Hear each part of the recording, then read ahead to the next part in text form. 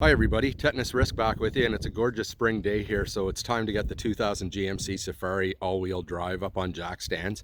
And today's project, the first project, is going to be to rip off the running boards. These got to go. They don't do much to provide clearance. They drop down beyond the edge of the rocker about 2.5 to 3 inches, I'm guessing. So I'm going to go over all the places that they're bolted to, just in case you want to be doing this as well. But they really have to go today. So stay tuned. Okay, starting off here, you got a bolt up here, and this molding piece is all part of the running board. So you have a bracket back in here. These two screws can come out first. And then there's a bolt up inside that'll allow you a bit more room to get up at that one. This plastic splash guard has to come off, and you got a couple clips here, and you got a screw right in there. I'm hoping you can see this. Now, going back underneath the door pillar, there's a seam in the running board right there. I'm not sure what that'll mean just yet, but might be important. So we got some bolts here and nuts. We're going to unscrew the nuts so we can get rid of the running board, and we'll worry about the brackets after. I just want to create a little more space underneath here. There's a third one right here, and there's the bottom of the bracket. There was another fastener here, but that broke. And you can see the back side of those two screws right up in there. So then up at the top here, there's a bolt and a nut. So you get rid of that, and that whole bracket's gonna fall out of the way. Moving to the back molding in front of the rear tire and underneath the sliding door, you can see one bolt up in there, a screw, another screw here. Oh, there's a total of 3 of them. Yeah, I missed one. One way at the top, the middle one here, and then this one right here. Once again, we're going to undo all the nuts along here. Just try and rip that out of the way so we can take off all the step brackets here. They're a little more involved. I want to be further underneath there. And then it's probably two-way taped, and I can see here that previous owner applied a nice bead of silicone to help keep the moisture out. So yeah, there's movement there. So I'm going to start ripping, and if I encounter anything else, I'll surely come back and highlight it throughout the video. So a couple of things. There's a screw here below the hinges in the front door, and this isn't two-way tape. There's a rail on here. I knew that. So this just peels off that rail. It fits over this lip right here, fits over the rail in there, and I'm going to keep ripping. So my initial plan of just loosening all the nuts on the underside of the running board that ran through the support brackets doesn't give you enough clearance, because these actually drop right through, so you don't get a lot of lift. So I removed these two.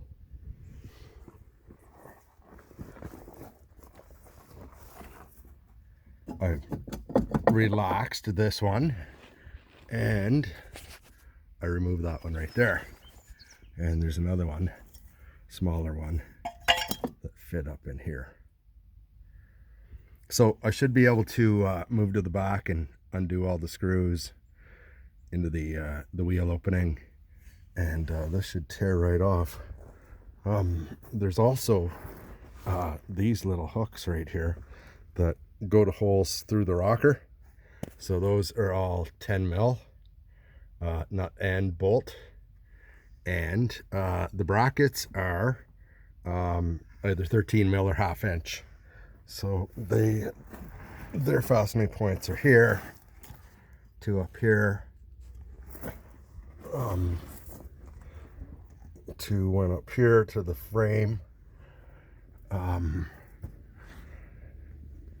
2 went to this bracket right here behind this that's your torsion bar support.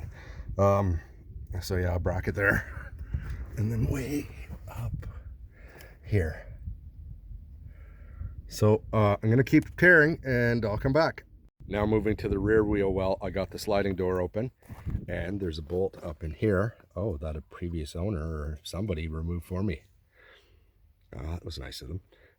Then we're going to close the door. And you got, hoping you can see that. Oh, there, we're focusing now. Right at the top of the molding, you got one there. You got another here. And you got a third down there. So I'm going to tear those out and this should all fall to the ground. And then we're going to take a look at those rails in under there. I think they're probably just put on there with screws, self-tappers or something. So I'll keep ripping. All right, that's what that looks like laying on the ground now. And I think I can take this rear molding, or the rear molding on the running board, and I can cut it just along this seam. And then it has enough holes. Maybe I'll need a little 2-way tape in here somewhere. I think it has enough holes that it'll support back on here. If I could leave all that molding on.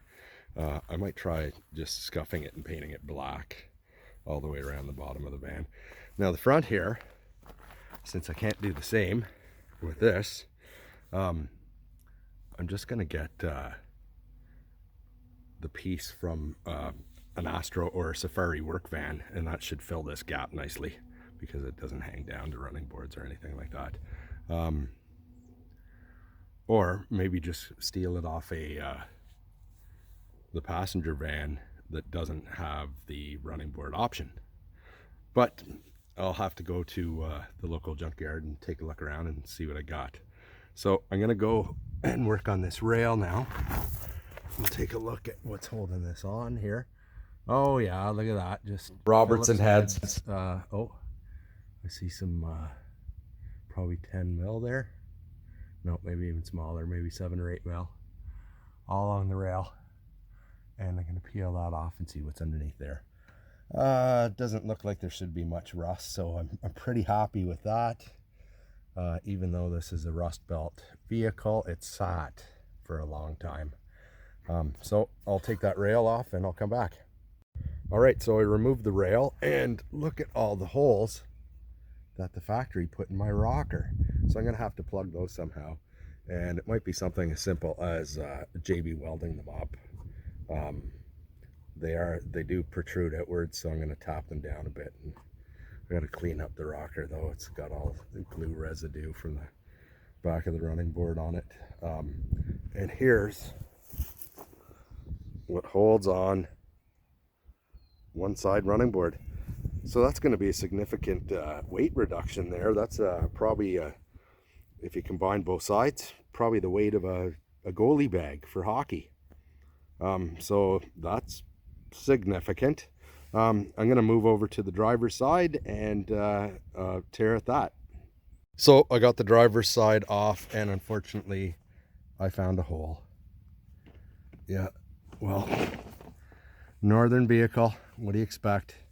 So I'm gonna have to put a patch in here somehow, and I guess that also dictates that the trim's all got to come off, because this extends up to here that I can feel, and then by the time I start poking and prodding, once this is off, who knows how far up that goes. But it seems to be concentrated right in here, but it's too early to say. So over here I've gathered up all the tools that I actually did use, just to give you an idea of what I went through here.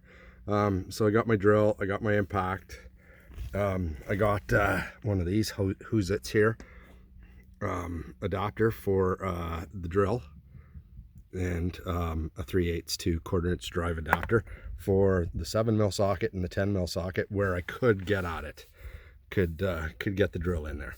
I have a 10 mil wrench and I have a 13 mil wrench. I have 1/4 inch drive ratchet.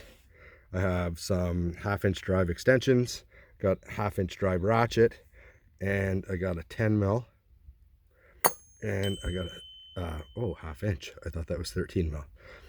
Huh, okay, so mix of imperial and metric here, and needle nose pliers. So that's pretty well all I used to get all this off. Oh, the Robertson bit in the drill to remove the rail here. So this all, oh, I didn't take the front rail off yet. Okay, so I'll get to that.